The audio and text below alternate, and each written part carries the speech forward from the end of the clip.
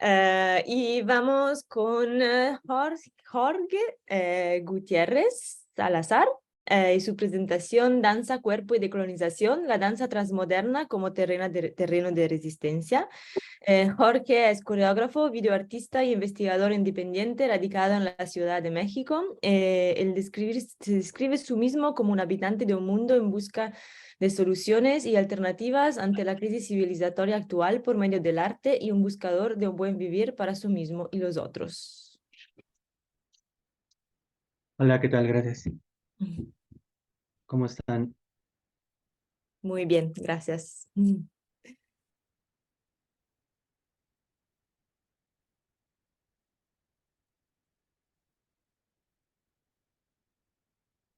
Bueno, quiero comenzar agradeciendo de la invitación. Estaba bien interesante todo esto que están comentando porque en general es una parte que estoy pues, pues pensando en estos momentos y un poco de lo que voy a leer va en ese sentido. Soy Jorge, hijo de Leticia y José Luis. Leticia, mi madre, es hija de Genaro y Efigenia. Mis abuelos maternos, José Luis es hijo de Angélica y José Luis, mis abuelos paternos. Mis padres, al igual que muchas personas en mi país, migraron para buscar mejores condiciones de vida. Mi madre es de Toluca y mi padre de Aguascalientes. Se conocieron en la Ciudad de México, donde he vivido toda mi vida. A diferencia de muchos compañeros, no llegué a la danza siendo un niño, sino que llegué a la danza por una lesión que me alejó temporalmente del ring. Durante un breve tiempo y por cuestiones que parecen solo suceder en México, el país surrealista por excelencia, fui un tanque terapéutico donde la terapeuta parecía todo menos ser terapeuta, pero nos dio ejercicios de ballet durante las 2 semanas que me presenté y ese fue un detonante para dejar temporalmente de lado el deber ser del peleador de kickboxing, para buscar clases de danza, pues lo veía como una rehabilitación para regresar a entrenar. Continué mis estudios de sociología a la par de la escuela de iniciación en donde pedí autorización para realizar mi tesis. Después ingresé al Centro de Investigación Coreográfica, en donde pude encontrar la manera de unir la danza y la sociología, pero también de cuestionar algunas de las cosas que iba aprendiendo y a buscar otros contenedores creativos para expresar mis inquietudes. De ahí que los terrenos audiovisual, sonoro, escénico y de la escritura me permiten volcar mis inquietudes. En pocas palabras, quise contarte esto, que considero parte de las situaciones que me llevaron a pensar la danza desde una perspectiva compleja que a continuación te quiero mostrar. ¿Me acompañas? Antes de comenzar, quiero pedirte que cierres los ojos y traigas a tu mente la primera imagen de lo que es la danza para ti. Me imagino que al momento de realizar este ejercicio, cada uno habrá pensado en las más diversas formas en las que conocemos la danza en la actualidad. Algunos, por ejemplo, habrán pensado en sus clases, ya sea de ballet, Graham, release, etc. Otros tantos en las funciones que habrán visto que incluyen muy diversas formas del quehacer dancístico y donde muchas veces aparecen elementos de otras manifestaciones artísticas, referencias a las llamadas técnicas somáticas, elementos de las artes marciales u otras actividades de la vida social que van impregnando la manera de movernos. Cuando me preguntas lo que para mí es la danza, siempre pienso en un cuadro de arte generativo que se va reconfigurando con el tiempo y los insights o afectaciones externas que lo motivan al cambio. Así es como me imagino el campo de la danza en la actualidad. De este modo, me cuestiono cómo entender el hecho dancístico en una época con características como las del nuestro. Partiendo de la pregunta anterior, considero mencionarte una definición de danza que me ha ayudado a tratar de comprenderla. Para esta menciono algunos elementos con los cuales podemos pensar en la danza como movimiento codificado para su presentación en escenario u otros espacios físicos o virtuales, lo cual implica la presencia de seres humanos en copresencia o virtuales, interacciones, energía emocional compartida, mímesis corporal y una poética propia de cada obra y cuya intención es presentarlo ante un público. Actualmente hay codificaciones de movimiento continuo y apreciaciones corporales legitimadas, producto de procesos educativos cuerpo-mente propias del campo, en relación con otras vistas como periferia. 1. No hay arte sin contexto histórico, la colonialidad del poder. Para este apartado considero necesario observar algunos planteamientos provenientes del enfoque decolonial, iniciando con la noción de heterogeneidad histórico-estructural y la irrupción de un modelo de explotación colonial del trabajo, desarrollados por Aníbal Quijano. el cual establece una malla de relaciones de dominación en el trabajo y sus productos, la naturaleza y sus recursos, el sexo y la reproducción de la especie, la autoridad y los instrumentos de coerción, así como en la subjetividad, los productos materiales y simbólicos de los mogoníes originarios del continente americano. Uno de los soportes para la dominación fue la idea de la raza, acompañada de la creencia de diferencias biológicas que justificaban el dominio y la explotación de unos sobre otros, basados en una supuesta situación natural de inferioridad de los conquistados. De este modo surgió el uso de la fuerza de trabajo con miras extractivistas, en donde se asimilaron la esclavitud, la servidumbre, la pequeña producción mercantil y la organización comunitaria, las cuales fueron asimiladas dentro de la matriz de la división racial del trabajo del precapitalismo colonial. Este mundo moderno colonial nos trajo dicotomías que dieron lugar a las jerarquías y clasificación social. De este modo, la clase estaba dividida entre propietarios y no propietarios, el género entre hombres y mujeres, la raza entre blancos y no menos importante la división mente-cuerpo que retomaré más adelante. 2. La experiencia moderna europea, el eurocentrismo. En el libro Antropología del Cuerpo y la Modernidad, el sociólogo y antropólogo David Le Breton da cuenta de la individuación corporal que acarrea una separación con la naturaleza. De esta manera hemos olvidado que tenemos un tronco, palmas de las manos, plantas de los pies, etc. Los sentidos y las sensaciones fueron dejadas de lado para afirmar que primero pensamos y luego existimos. El sentir se volvió una red extensa dicotómica y periférica de una red cogitante. Se buscó naturalizar la experiencia europea de su modernidad como la generalización de la experiencia humana. Se pensó en Europa como una Europa formada de manera independiente, donde la modernidad era un fenómeno europeo y aquellos que pretendieran ser modernos deberían hacerlo siguiendo la ruta establecida. Se pensaba como la culminación de la evolución más allá de un estado de naturaleza. Se creyeron los creadores y protagonistas del proceso de la modernidad, proceso donde el cuerpo, la sensación y la emoción fueron dejados de lado, sin tomar en consideración cómo afectamos y somos afectados por otros humanos y no humanos. Aprendimos a ser afectados y sentir al otro.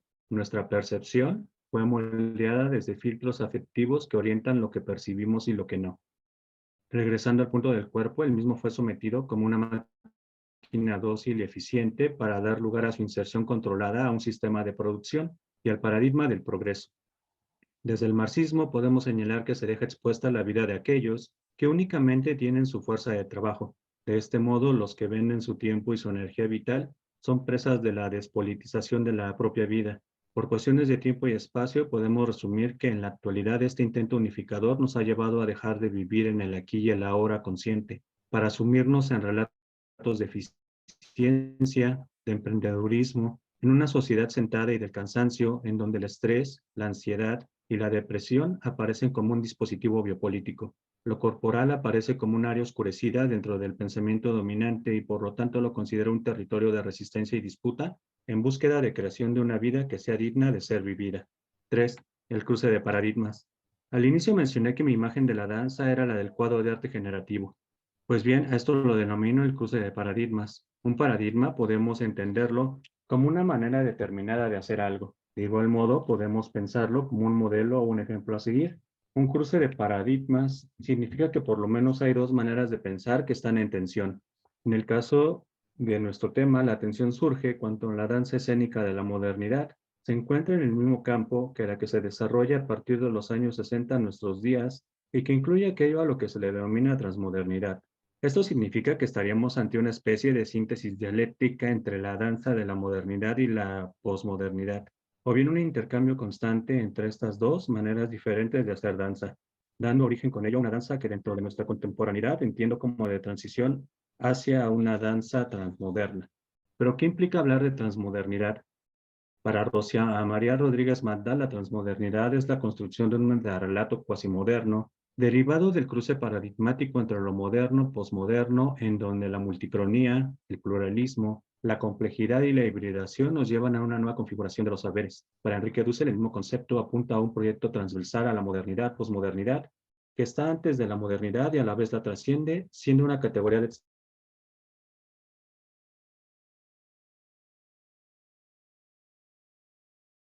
No.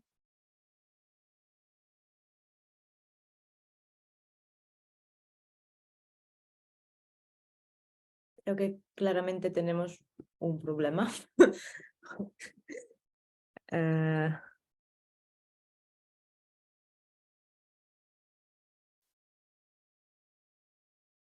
Aquí está volviendo.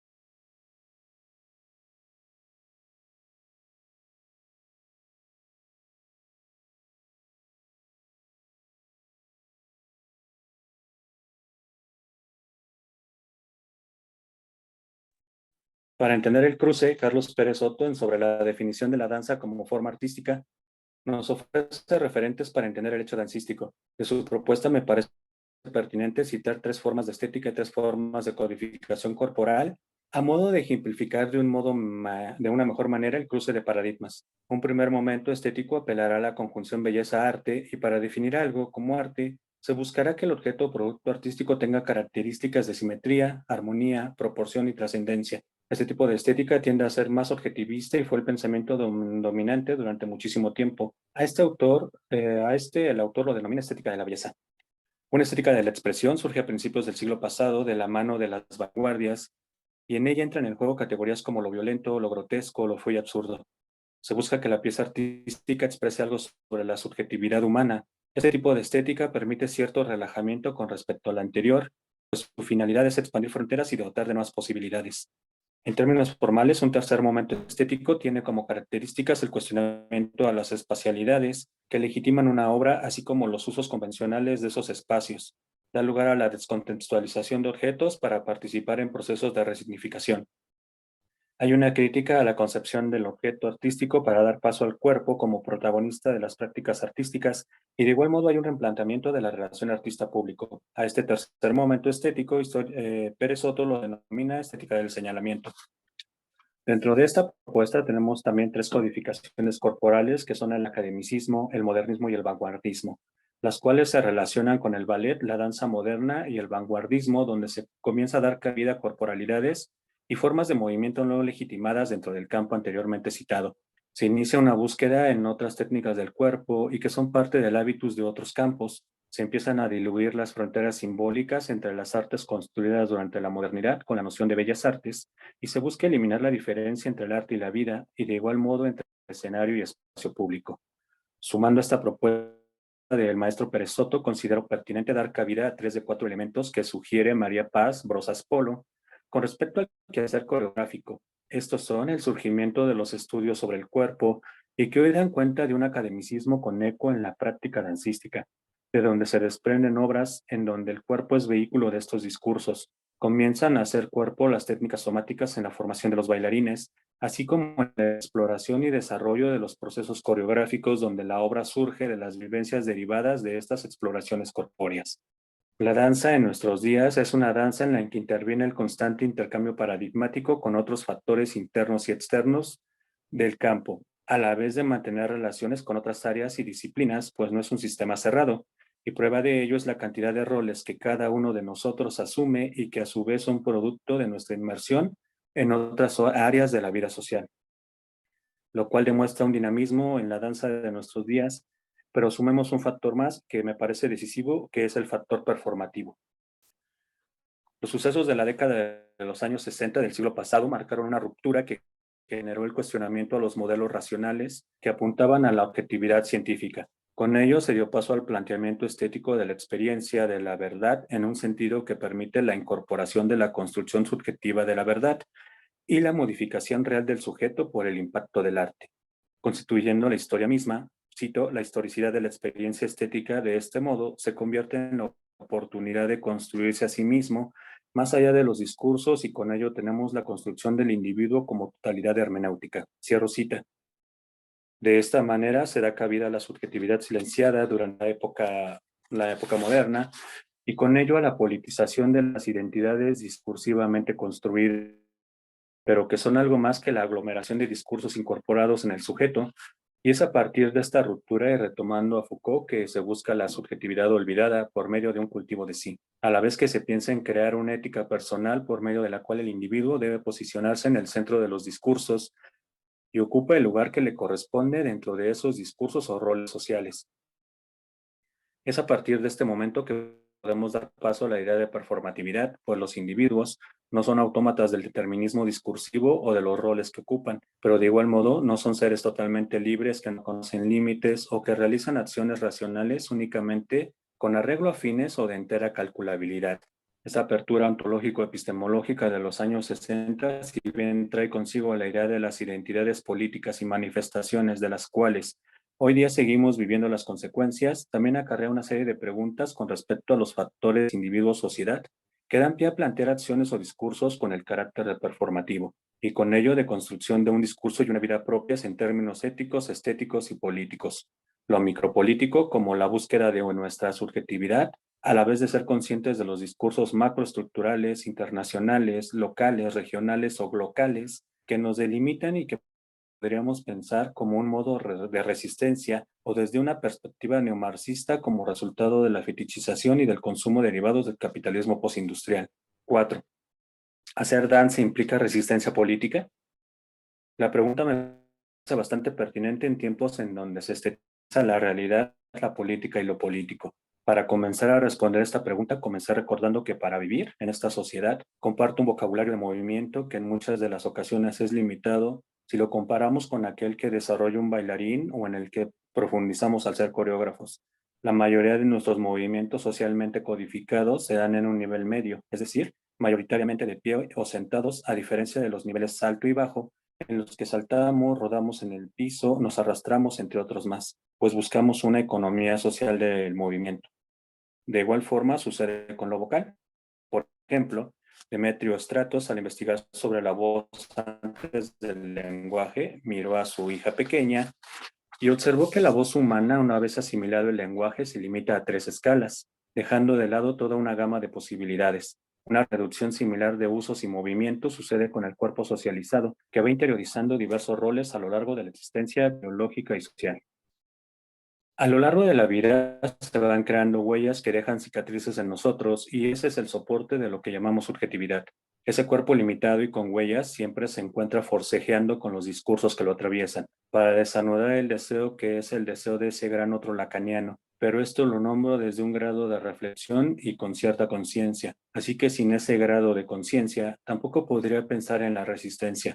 Pienso que la conciencia desde este ámbito de la vida social se da en el cruce de corporalidad a corporeidad, de pensar en tener un cuerpo a ser un cuerpo en constante construcción, pues desde la corporeidad, desde esta modificación a la noción de cuerpos de Spinoza en la que somos un conjunto de discursos encarnados que afectan y se dejan afectar, con la capacidad de sentir y expresar, bajo esta capacidad de mediación y empuje pulsional, es que considero puede surgir aquello que Roberto Espósito denomina comunidad y donde plantea alejarnos de lo común y compartir en términos de diferencia, los comunidad, sin comunidad, para así unirnos en lo que nos diferencia, articulando el conflicto interno del otro y con los otros, afectando y dejándome afectar, mirando y creando posibilidades de lucha y resistencia ante el mundo que hoy nos toca vivir, un mundo de hacer vivir para dejar morir, asumiendo mi contemporaneidad y no siendo condescendiente con la época necropolítica del capitalismo tardío en el que me tocó vivir.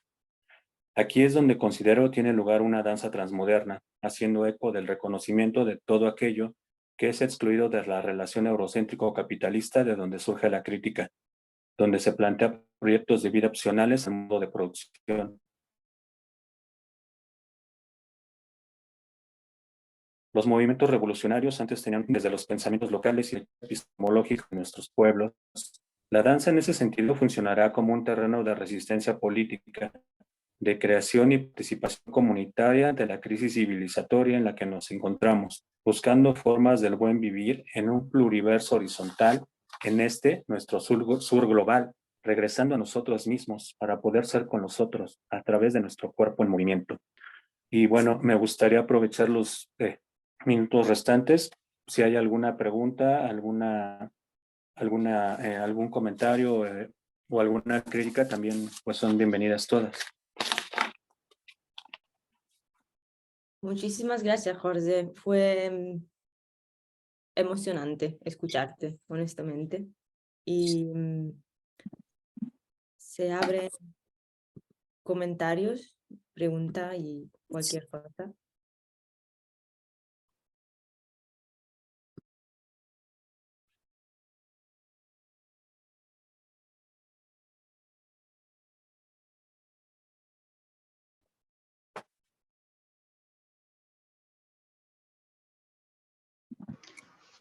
Yo quiero hacer una pregunta. Terminaste, no me anoté un poco, pero no sé si recuerdo las palabras exactas, diciendo algo así como dar respuesta a esta crisis civilizatoria. ¿A qué te referís con crisis civilizatoria? Ya. En general, por ejemplo, lo que percibo aquí en México son situaciones ya que, por ejemplo, Sayat Valencia llama como necropolíticas. Por ejemplo, aquí en algunos estados del norte del país, eh, bueno, no sé si en general conozcan la situación de mi país, que está azotado por cárteles del crimen organizado, y entonces hay muy pocas respuestas como a buscar maneras de vivir, ¿no? Por ejemplo, llegan caravanas a los pueblos y se llevan a todos los chicos y los utilizan literalmente pues como infantería, ¿no? Los condena literalmente a la muerte, no es de que ellos quieran pertenecer a los grupos organizados, ¿no? Entonces, a eso me refiero con opciones, opciones en donde finalmente también, eh, no sé, cualquier persona que no tenga cierto grado académico, o incluso aunque lo tengan aquí, las opciones laborales, por ejemplo, tienen, digamos que los sueldos demasiado bajos, pero creo que es una condición no nada más básica del mundo. Y entonces digamos que como sistema de producción nos va arrastrando cada vez a situaciones más estresantes, en donde finalmente sí están las democracias de mercado, digamos que en los términos legales te van ahorcando cada vez más, van delimitando tus posibilidades incluso de poder eh, escoger cómo que quisieras vivir. Y de la manera informal tampoco tienes opciones, porque realmente es una vida fácil que se va fácil, es decir, puedes vivir, digamos que bien durante algunos meses, pero no tienes la vida comprada y seguramente acabarás muerto a lo largo de cuando mucho un año. Entonces, como eso hay una serie de situaciones en el país y obviamente es eso, ¿no? Acercarnos a las maneras tradicionales como el tequio, ¿no? Ahora que hablaban de comunidades, acercarnos a otras maneras de producción, justamente de cómo aprovechar la tierra, de regresar a la tierra. Por ejemplo, yo, aunque digamos que hoy esto fue muy académico, a mí una pregunta o algo que me preguntaba a mí mismo que me hizo como cuestionarme fue como mi incapacidad personal para poder construir mi propia casa, el propio lugar donde habito. De igual manera, no soy capaz de sembrar los alimentos que consumo y como eso hay muchas situaciones, ¿no? Porque justamente me compré un discurso en el que era de que si tú vas a una universidad, eh, seguramente vas a tener cierto grado de éxito. Y normalmente no pasa eso. Entonces, vamos, siempre es ir buscando situaciones diferentes, alternativas, incluso de resistencia verdadera, como las comunidades como en Michoacán, que hay algunas que son ya comunidades independientes que aplican esta idea del artículo 39 constitucional mexicano, en donde la soberanía emana, ¿no? del pueblo y de la conjunción de personas que ahí se establecen y desconocen al Estado como tal y se organizan de otras maneras. A eso es a lo que me refiero justamente con buscar otras maneras de vivir o mejores maneras de vivir.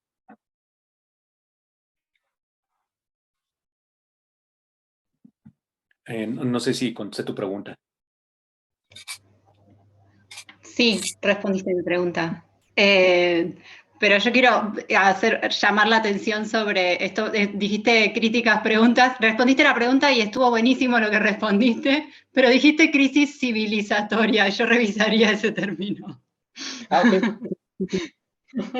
En general yo lo tomo como algo mundial, o sea, digo, finalmente ¿estás en Argentina? Sí. Ok. Finalmente la situación económica de Argentina es parte de esa crisis capitalista, ¿no? O sea, a eso es a lo que me refería. Tal vez está mal empleado el término y en eso sí Y eso. probablemente toda la razón. Sí.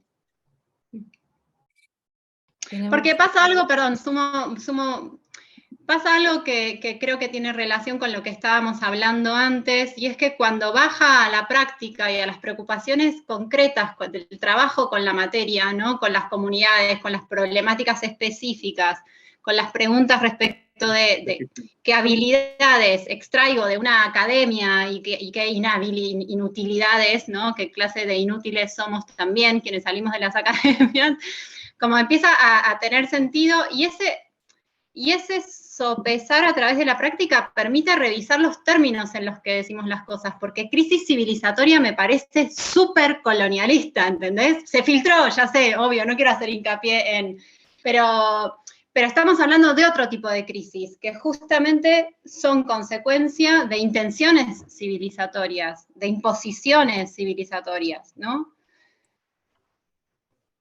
Sí, sí. Ahorita mencionaban crisis humana, no sé, o se me hace incluso más viable, pero sí, me parece que el término por ahí, como lo mencionas, sí es justamente la impronta que traemos o que traigo yo, ¿no? Como de este academicismo del que intento también salirme y que justo de repente, pues, aunque no resbala y sale, ¿no? O sea, me ha salido con divisiones cuerpo-mente. O a veces digo, oye, no pienses, mira, solos, ¿no?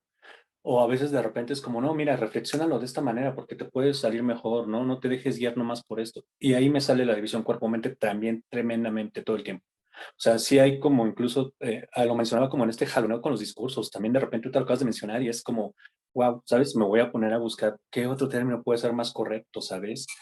Eh, Porque sí, me resbala, digo, no soy el único, creo que pasa constantemente, pero es que sí salen, ¿no? Salen ahí como nuestras herencias. Tenemos una mano levantada de Diana. Tenemos 3 minutos para seguir con la discusión.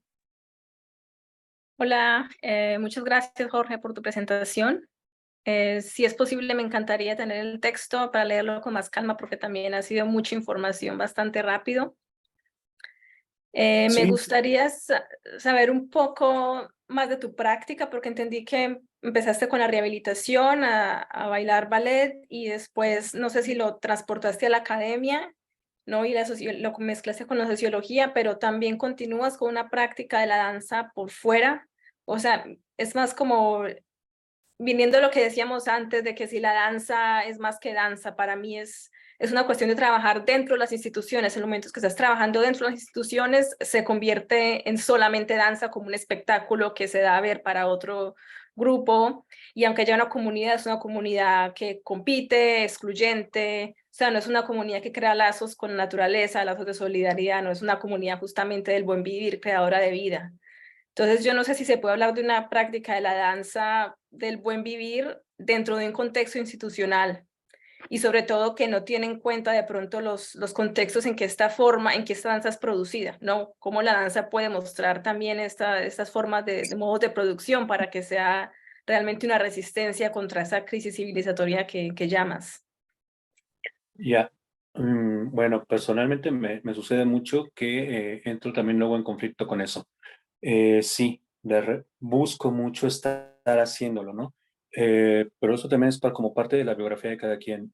A mí, por ejemplo, me hacía muchísimo ruido escuchar, por ejemplo, a mis profesores cuando empezaba esta sociología del cuerpo, que después se viró hacia el giro corporal y de los sentidos, etcétera, pero que corporalmente parecía que no se cuidaban, ¿no? Había como un descuido. Incluso algunos de esos profesores han sido intervenidos del corazón, ¿no? Como por no moverse, por la inactividad. Entonces, desde el inicio eso siempre me ha generado muchísimo ruido y algo que sí encuentro incluso como en el campo, pues, es esta división en donde si tú escribes, si tú hablas de la danza, si tú, ¿no? Estás como esa idea del investigador, aparentemente no te puedes mover, es como si solo estuvieras en la mente y no estuvieras en el cuerpo. Y me parece que es cuando decía, salen las divisiones, ¿no? Salen nuestras herencias. Eso pasa todo el tiempo o sea, me pasa incluso, ¿no? Eh, y también, o afortunadamente, me salgo también de eso, ¿no? Porque finalmente alguien lo mencionó como con esta idea de expansión, porque finalmente como personas vamos interviniendo en otros lugares y vamos aprendiendo otras cosas. Yo, por ejemplo, actualmente trabajo mucho en la difusión cultural de manera independiente. Tengo un portal que se llama Medusa Corazón en Facebook, si lo quieren ver. Y está este vaivén, o sea, siempre hay como un entrar, salir. Ahorita tengo como 2 años que me salí, pero hace 15 días estaba en un taller de danza buto, o sea, no es como algo o sea, que me quiera salir totalmente de la danza, o que quiera vivir totalmente en la centralidad del cuerpo y la academia, o que sea, a veces soy totalmente periférico y me gustan mucho las expresiones periféricas que hay, pero sí creo que incluso yo mismo lo digo, ¿no? O sea, tampoco me peleo con el ballet, o sea, yo podré tener 70 años y probablemente siga tomando clases de ballet aunque yo no baile, porque me parece que también es un camino de autodescubrimiento. Si algo me trajo la danza a mí fue como ir reflexionando sobre mí mismo y mi papel en el mundo, ¿no? Y de un cuerpo olvidado, porque me subí al ring a pelear kickboxing y terminé con una lesión de rodilla. Entonces era como un machacarte constantemente y que veo en otras actividades, ¿no? Jorge, pareció muy emocionante, como decía Lara, tu presentación, tu principio, donde vos te mostraste y que ahora también estabas hablando de la herencia, de la biografía, de cuando todas las imágenes que hiciste en la primera parte de la presentación me parecieron de una belleza increíble. Y vos hablas en este momento del vaivén, y de golpe te fuiste al vaivén del otro, y se me vino a mí todo el discurso, ¿no? No sé, un consejo, ¿no?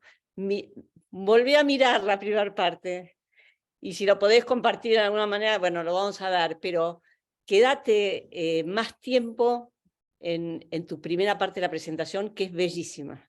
Es bellísima. Sí, bueno, en realidad, no, sí, muchas gracias. De hecho, ahorita estoy en el teléfono. Por alguna situación con la pila de mi laptop se terminó, no me percaté, estaba transmitiendo desde acá, y se me acabó la pila, inmediatamente entré con el teléfono y por eso estaba así. Pero sí, con gusto, pues puedo dejar mi correo, que es Peluso. Y si lo puedes escribir en el chat, Sí, así. perdón, sí, discúlpame. Si no, de todas maneras sigo conectado y lo pongo en un momento más.